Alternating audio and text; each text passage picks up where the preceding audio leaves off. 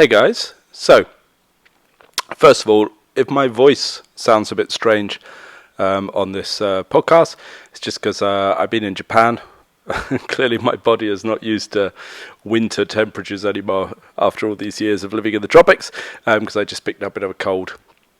Nothing dreadful, just a bit of snot and I can't speak very well. So if my voice cuts out or sounds strange, I apologise. My fault for not buying a scarf early enough on the trip, really. So I want to talk a little bit about something that comes up. You know, these podcasts, these ones I do on my own, are generally about topics that come up or people ask me about. And one topic that's come up is something called zifagong, meaning, or more colloquial term people use is spontaneous movement or spontaneous Qigong. Sometimes it's called spontaneous Qi flow, I guess. I've seen different terms for it, but zufagong is the Chinese for it, and it's something I have spoken about before. I think in context of the Qi deviations course, I think I mentioned it on there. But essentially, spontaneous movement is something that comes up a lot, and I don't spend time on forums and things. Only my own forum that is within our school. It's the only one I really see, because, well, I feel I should be on the one for my own school. And generally on that online forum, people are discussing the systems that I teach and they're training in. So I'd rather spend my time there. So I don't see what goes on in the sort of wider community. I don't go to any of those forums particularly. But some people, some of the students in my school do spend time on those forums. And they pointed out that there's a fair bit of confusion around zifagong. So I want to talk about that a little bit and just help people understand what it is, because it's something that I've encountered many times in many traditions. So if you don't know what zifagong is, basically, or let's call it spontaneous movement. It's easier to call it that. Spontaneous movement is essentially, according to the model, okay, the conceptual model, that when the qi moves inside the practitioner's body, it moves them essentially spontaneously, like against their own volition. So somebody who's going through spontaneous movement might have been trying to do Qigong or trying to do meditation or trying to do whatever. I've said it well, yoga has the same as well. And then the body will start to shake or bend or produce strange movements, which can become quite bizarre. Sometimes people will thrust their tongue out. That's normal in yogic things spontaneously, or bend over and touch the floor, or start jumping up and down on the spot, or spin round, or fall over, all kinds of things. It's crazy the amount of movements that can be produced as a result of spontaneous movement. It's not a part of all Qigong systems, and I would say that it's a part of a minority of Qigong systems, and yet at the same time, even though not everybody is involved in those systems, there are people that stumble across it accidentally. So what I'm trying to get at is some systems would deliberately try to generate it, like they work with it, and there's other systems, methods, lineages that don't, and yet people are stumbling upon it anyway. And this is what somebody pointed out, that within some of these forums there were people asking, what the fuck is happening to me? And I'm shaking and falling over and making noises, sometimes spontaneously arising in me, but my teacher doesn't understand what it is because the system does not include it. Or sometimes they're just told it's a qi deviation or something is wrong with you, or something like that.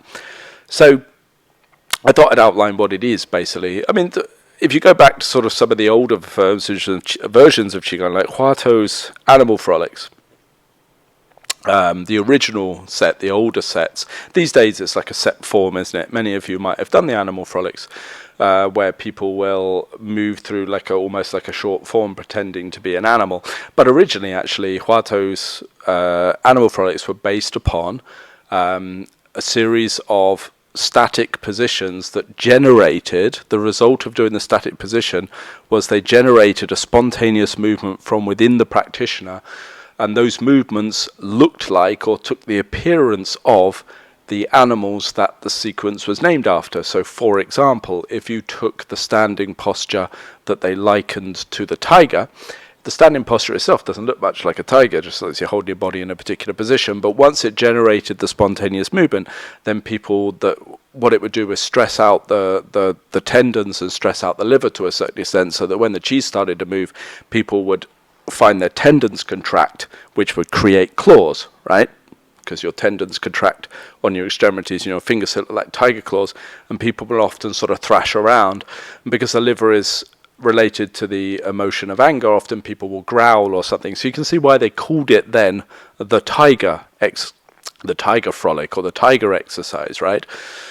Then, of course, as things get lost over time, and I think partially as well because during the Cultural Revolution, or even a bit later when the Qigong fever took over China, which was and then the consequent sort of rebuttal against Falun Gong, the Chinese government actually, Chinese Sports Authority, Qigong Authority, whatever they want to call it, started to actually outlaw certain practices, and one of those things was a zifagong. So consequently, exercises like the animal frolics were then codified into moving forms, which is what you see today, which were considered safer and free of these kind of weird supernatural or superstitious things. So these days when I see what people call the animal frolics, to me it's not really the animal frolics, it's a modern version of, right? Hope that makes sense. Sorry, my brain's probably full of snot as well. It's like I haven't had a cold in ages because I haven't been in a cold environment, I guess. I'm going to move this leaf. It's going to keep tapping me on the arm, and we're going to end up fighting each other.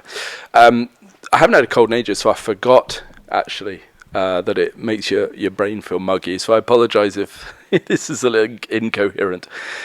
So zifagong is this thing that's produced from inside, and sometimes you might see it even like a class of people doing, what's an example? Well, yoga. Sometimes people will do yoga. You've been to a yoga class, and often at the end of a yoga class, they have corpse posture, Shavasana, where everyone lays down at the end. And sometimes everyone's laying down, and they're all chilled. There's 20 people in the room, and then there's one person lightly convulsing or spasming around. That would be a form of zifagong, essentially. Or sometimes systems such as, all right, I'm not a fan of this system, so please don't think I'm endorsing it, but Osho's work, for example, where people would bounce up and down and go hup, hup, hup, or whatever they did. And afterwards, when they went still, they would start thrashing and going into emotional releases and things like that, which is a form of zufagong as well, like people are moving against their will. That's what this is. So when people start to talk about spontaneous Qigong or spontaneous reactions of Qigong, that's what they mean. It's those kind of things. It's not uncommon. I believe even the Western psychology is starting to use a form of something similar to this, where they release the nervous system of people with PTSD, and I don't know enough about it, so I'm probably going to get this wrong. So apologies if you use this therapy and I'm butchering the explanation of it. But they'll use a kind of therapy where people's nervous system will release pent-up stress and trauma, essentially, and they'll start shaking and vibrating, and this is a kind of zufagong as well. So it was an overriding term for these spontaneous movements or reactions that will arise during internal practice, really. So I had a teacher, I had one teacher, Shen Hongzun, Dr. Shen, people would know him in the UK or in Europe, definitely, when I was younger, that would use this a lot. He would deliberately aim for it. And then other teachers, like Wang Haitao, who wouldn't aim for zufagong, but it was allowed if it arose, like it was fine, he accepted it. I had another teacher like Haonan Ren, who was anti-zufagong, actually. So I've had, and many others, those are just three examples, but I've had teachers that had different views on zufagong within Qigong or Neigong practice or something.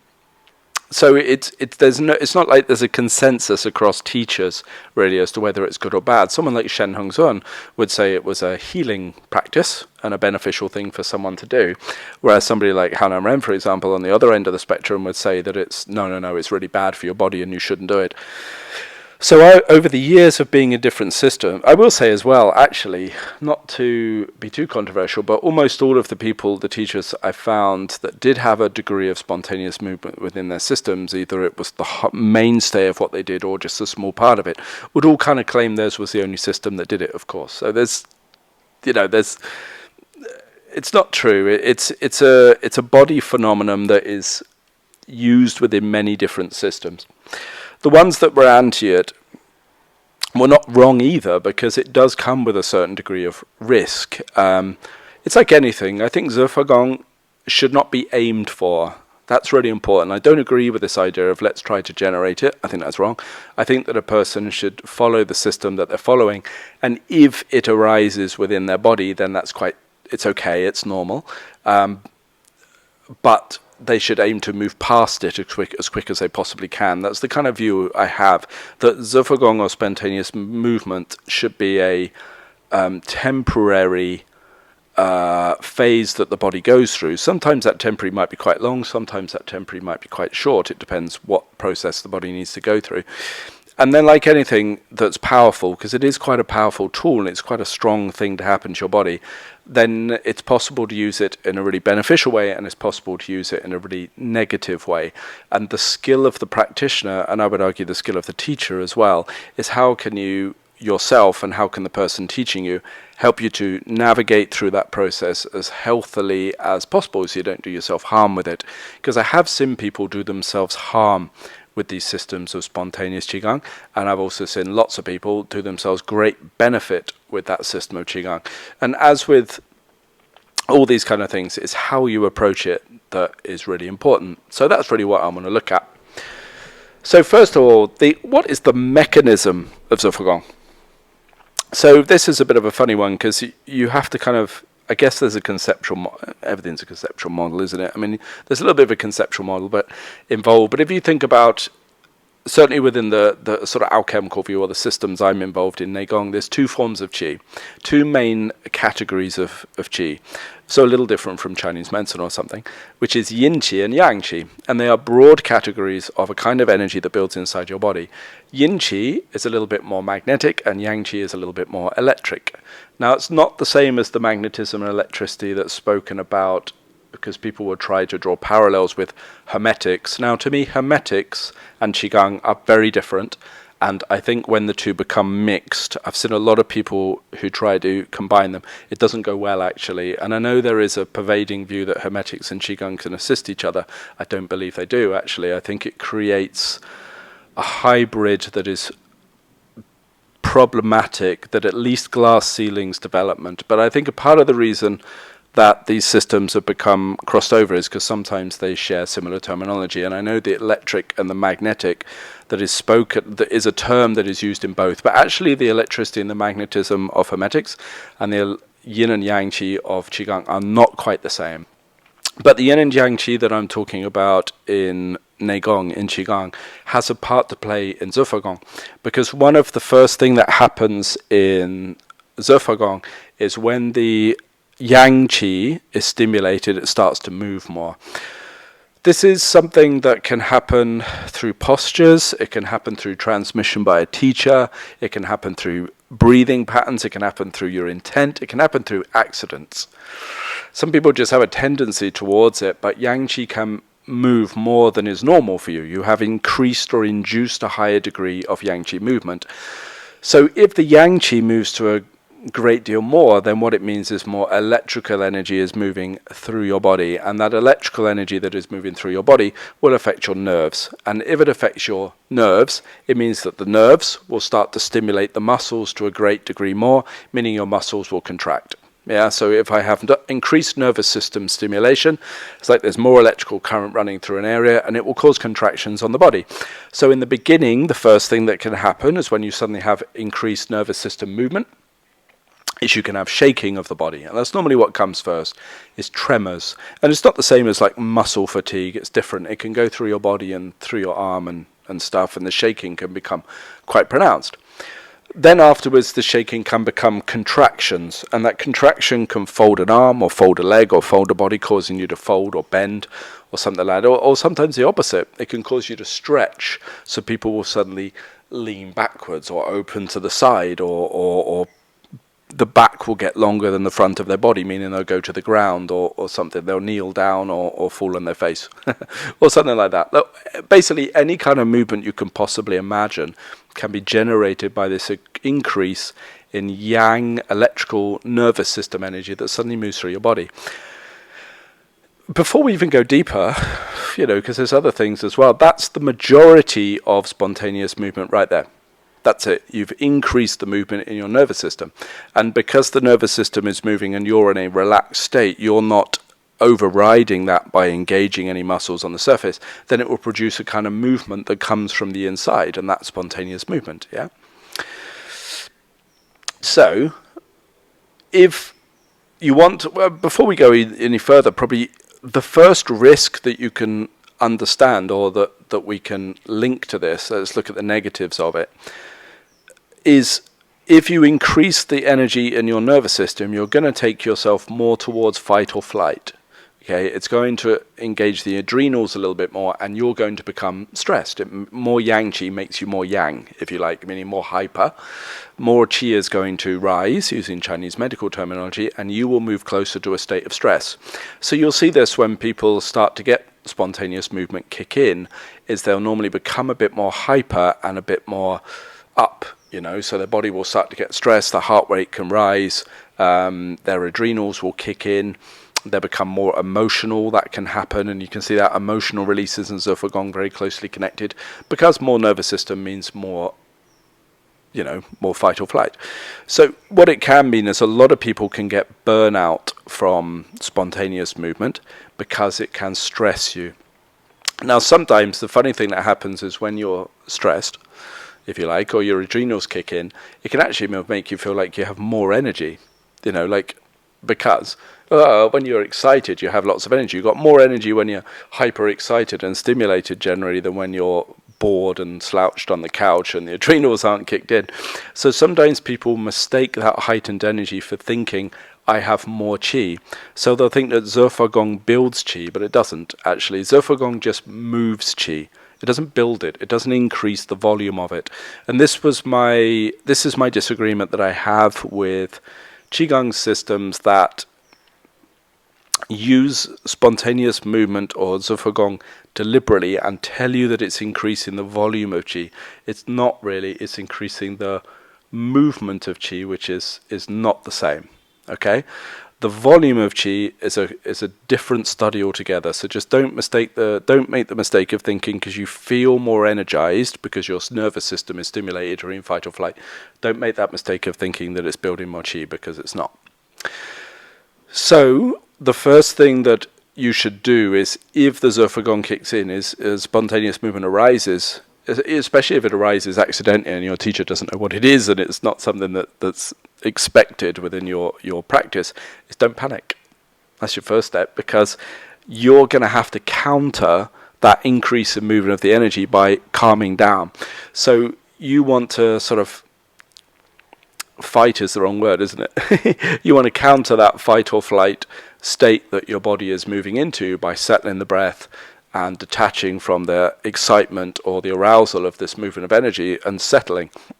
So if I get someone in my class that zifagong or spontaneous movement starts to rise, first thing I do is calm them down. It's okay, chill, relax, settle the breath, don't worry about it. They have to detach from that movement, because if somebody is very anxious about it and very up, then the combination of the spontaneous reactions plus that excitement fries the nervous system even more. So a few other ways a few other things, hints for you or guidances to stop you frying your nervous system. The next one is don't attach to the movements. So if you're too excited about them, that will also hyper-stimulate the nervous system. So I always try to get people that I'm teaching to develop an irrelevance to these reactions. If they arise, it doesn't matter. Calm down, it's okay. If you see people get very emotionally up and excited about these movements, like a euphoria arising, that's when they're going to get problems from spontaneous movements, because the combination of the excitement is all very precious and it's all very, all that kind of stuff starting to arise within them at the same time in the movements. That's what's pushing them more and more into a state of hyperstimulation. The nervous system is too stressed. So the first job of the practitioner is to just calm down and relax, and just, if the movements want to come, let them come, but don't get in their way. And don't get attached to them, don't get overexcited. Now, when these movements arise, they can often stretch the nerves around your back, and they can feel like things are moving through your spine. So we should understand that it's not Kundalini.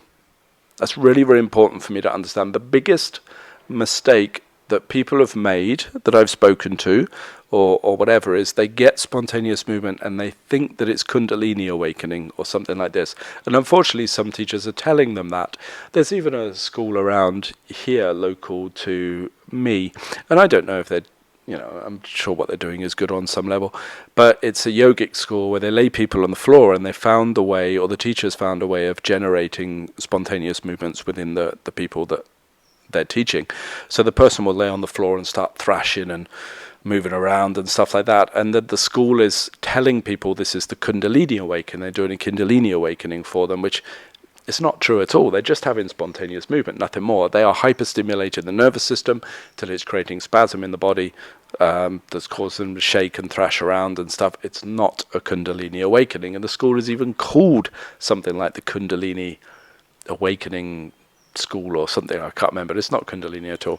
Kundalini is a very specific and a very deep process that very few people on earth have been through. Many people have think they've been through Kundalini, and you'll see it written all the time in YouTube comments and stuff under the video. Probably under this one, 5 or 6 people will say, no, I've been through Kundalini, I've been through Kundalini. None of them have. It's incredibly rare, and there are very specific signs of Kundalini awakening. It's a very famous book that I've mentioned a couple of times in podcasts. I did read it, and it's about someone's terrible experience that they went through when they were having Kundalini. It's very famous. I'm sure somebody in the comments will put the author's name.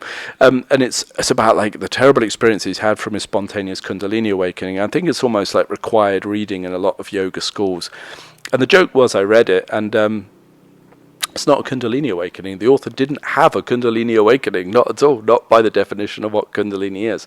What they had was a very intense, from reading their description, a very intense, spontaneous movement with certain outcomes of that lasted for a period of time.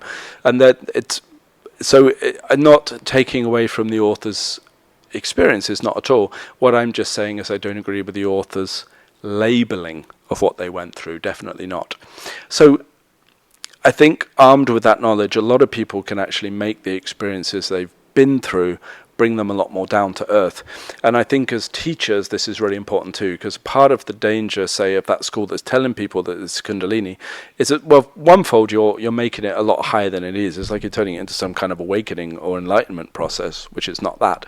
And secondly, how is a student going to detach or relax or be indifferent to this natural bodily process that's unfolding for them if you tell them that it's the Kundalini that's arising?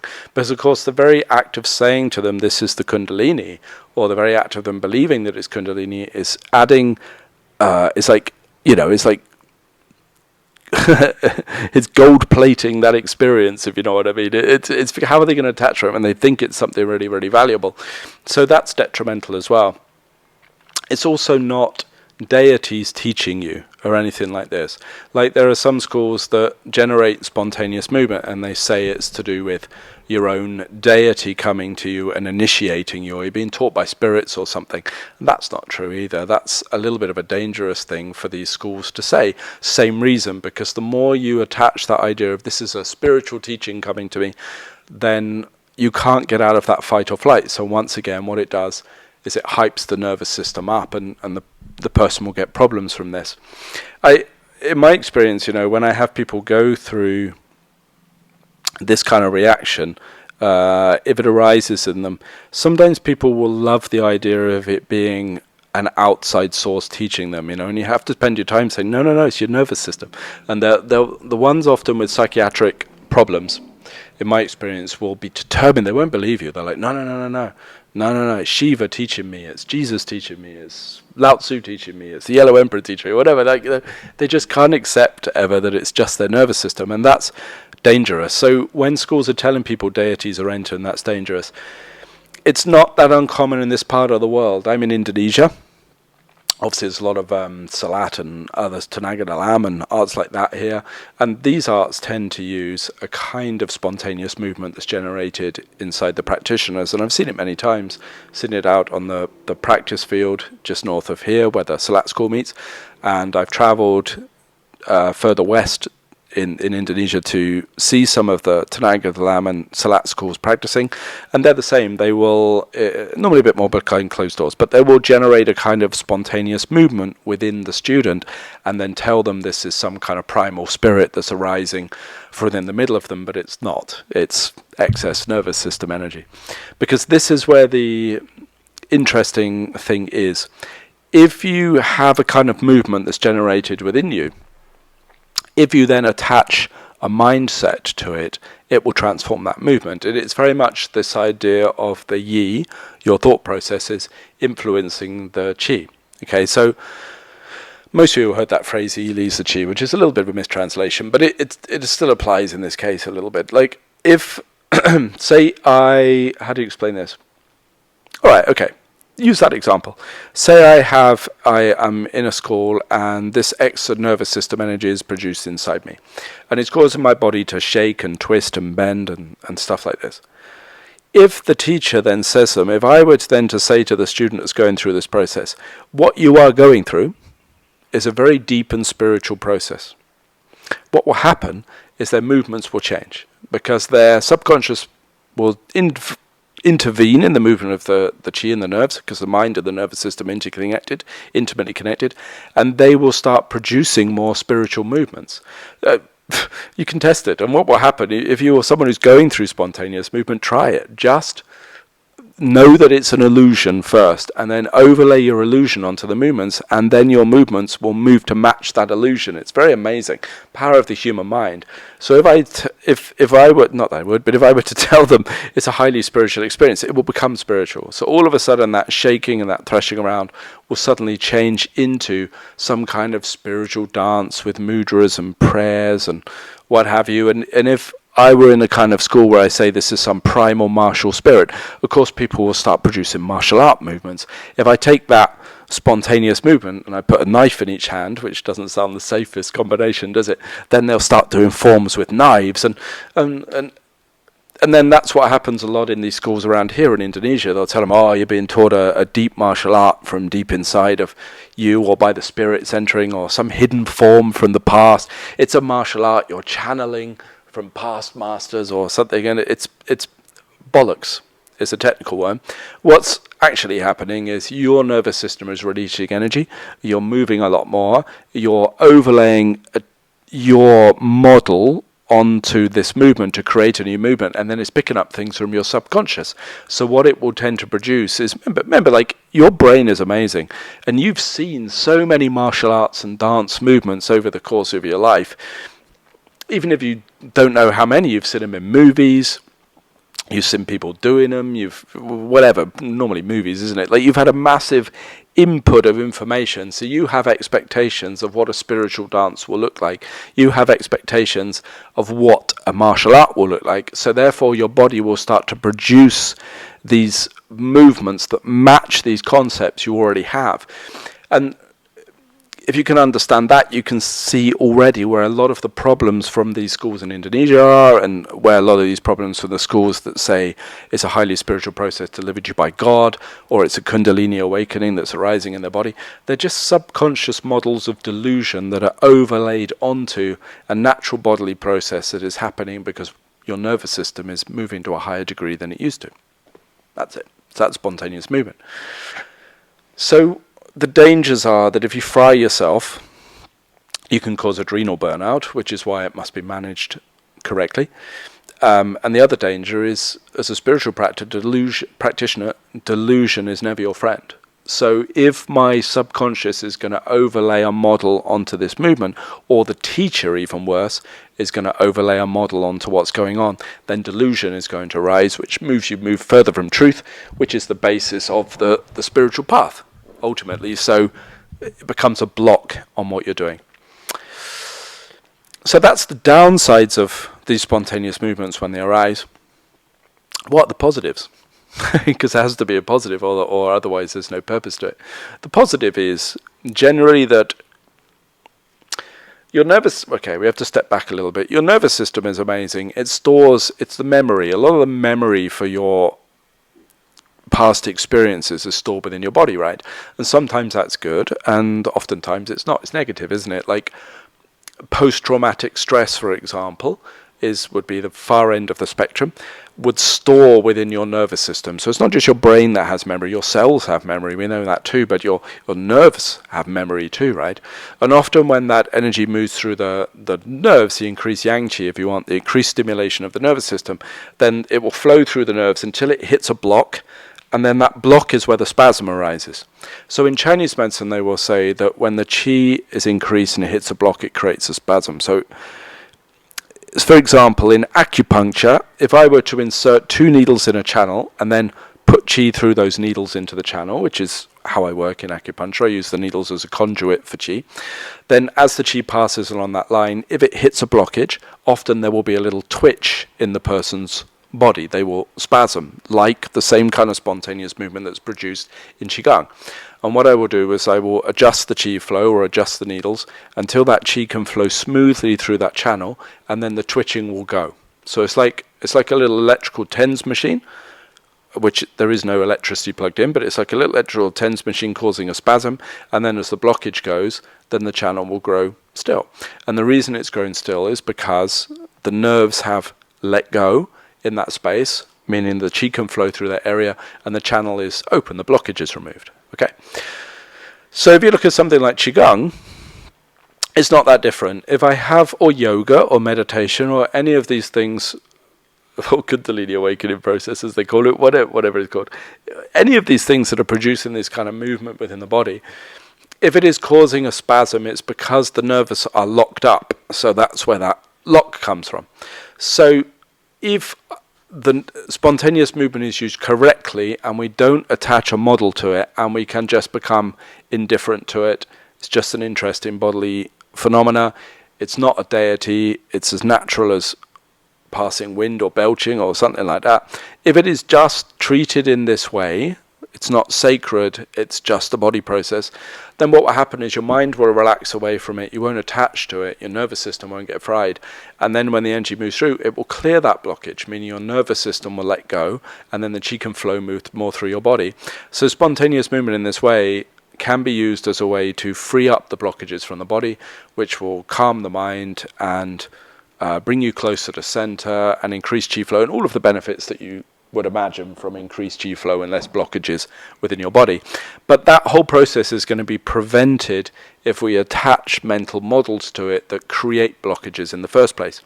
This is why, I don't want to repeat myself, but because you get bored, stuck record, but this is why I've said before that there are classes or there are groups that will generate a kind of reaction in the body, whatever, the spasm, and then someone will have that, and then 10 years later they're still having the same spasm. It hasn't changed. 20 years later, still having the same spasm. Why? Well, because they're not clearing the blockage, so therefore the movement can't progress. They're still stuck on the same thing. The nerves are still storing the same trauma, the same negative memory. And as much as anything, it's because there's an importance attached to that movement. So because wow, look at this movement, something's happening, because that's going on, the body's not letting go, it's not releasing, the mind is not letting go, so therefore you can't progress. So you get stuck.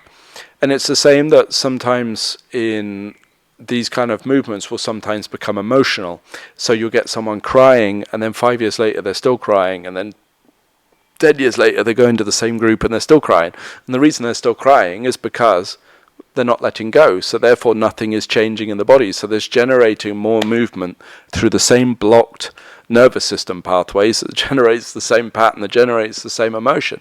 So if you don't understand how to develop equanimity to these reactions and relax away from them and indifference to them, then you'll never move through them. And I don't think it's any fault of the groups. I think it's a misunderstanding about what it is. Like, the assumption is always more energy movement is good, but that's not true. Like, more energy movement that's utilized as a tool to achieve a particular goal is good. More energy movement with no goal, so it just keeps reinforcing the same blocked pattern, is not good, obviously. So the difference between those two is huge, right? And I don't necessarily think all groups know that, so they just go with that all energy movement is good, and that's not the case. So this, I've been around the Qigong world a long time, and I've been around a lot of groups, and I've been around the yoga world a lot as well, and all around the world, and seen a lot of groups using zifagong unwisely, and some using it wisely, and many that don't use it, of course. So these are the things that I'm seeing. This is what I'm seeing with how people should use it as a tool. So I just want to reiterate once more, spontaneous movement to me is not something that someone should aim for. So it's not a podcast where I'm trying to advocate for this particular type of training. Not at all. I'm doing this episode to help explain to those people already going through it that don't have a model or any kind of guidance how to navigate it safely. I think that if you aim for it, that's unhealthy too. I think it arises. Some systems will have a leaning towards using it as a tool. Many systems don't. And then what is happening is, I think partially so many people are engaging in internal arts these days, there is a certain percentage of people that will stumble across this, or their chi will start to move and it will generate these kind of reactions of its own accord. So mostly the podcast is for those people that this is happening to. And I think also if you're interested in these arts, it's interesting to know that this is a process that can happen. It's not a chi deviation in and of itself, but it can cause chi deviations, meaning a chi deviation is generally chi that goes the wrong way. So there is a flow and a direction of energy movement inside the body. If it is redirected or reversed, it can create problems. So I don't want to get into that. That's a big that's a big topic. But one way this energy can get reversed is through spontaneous movement that is combined with the wrong intent. Okay, that's why people were nervous of it. So I think that if you are going through it, you must manage it well, or you must speak to a teacher, find a teacher in your local area that can help you that's experienced in it, because it's not something you want to be randomly just kind of giving a go to. But if you are going through it also, it's not something you want to emotionally hype yourself up over.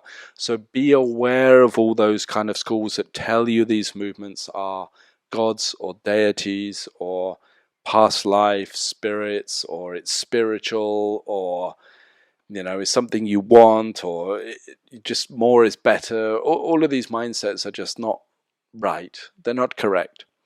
The nerves have more energy moving through them. If there is a blockage in the nerve, meaning that essentially there's a memory stored there of either a physical sickness or emotional sickness or something, then when the energy moves in that area, it can cause a contraction in the muscles related to that. And as that relieves, then the movement should end. So if you are increasingly releasing, your movements will get less and less and less. If you are not increasingly letting go, then your movements will either stay the same or they'll get more and more extreme. They'll just keep going. It's like if I'm putting water into a blocked hose and I just keep putting more and more water down in it, but the blockage is not going. Eventually that hose pipe's going to go mental. It's going to start thrashing around all over the place because there's not enough space for that water to flow. It's only the same with the zufagong, so I don't just keep increasing it. The other thing you have to realize is yang qi produces heat, right? So if I'm going to start going into this process and not releasing the things, the blockages that are allowing me to move through this process, you'll just start building heat, meaning your body will get hotter inside, meaning more inflammation. So it can start to damage the body in that way as well. So if you see a lot of people that have gone through a lot of this spontaneous movement in things like yoga or Qigong, it doesn't have to be Qigong, it can be any internal system, or meditation sometimes will set these movements off in people. Often they'll look quite what I call parched, dried out, It's like they got no fluid in their body, like they're vacuum packed. Okay, because they'll start to wither up, because the increased spontaneous movement will decrease the yin in their body, because it's mostly from yang qi moving through the nerves. And that yin that gets dried up is because there's excess heat, and it will boil the fluids, if you like, jumping around between different models in Chinese medicine and Qigong there. So that's why they can look quite parched and quite dry. So if someone doesn't know how to manage it well, they can end up hyperstimulated in the nervous system and quite parched and dry. This can create problems, okay? And when yin starts to dry up inside the body, it will affect a couple of things. One of which can be the kidneys, Okay, so people can start to get weakness of the kidneys. So this will be related very much as well to the adrenals. And then the other thing that I see it affecting is the blood. Blood and yin are connected, so they can become blood deficient. And the other thing is the lungs. The moisture and the fluid. That's not a good example, is it? Because I got a cough. It's not because I've been going through some spontaneous movement, I promise. But if people are having a lot of these movements all the time and they're not releasing it, so they don't know it's just a process to go through, then it can dry up the yin of the lungs as well. So they can start getting shortness of breath and breathing problems as well. So these are just normal patterns that I've seen over the years from watching people go through this process.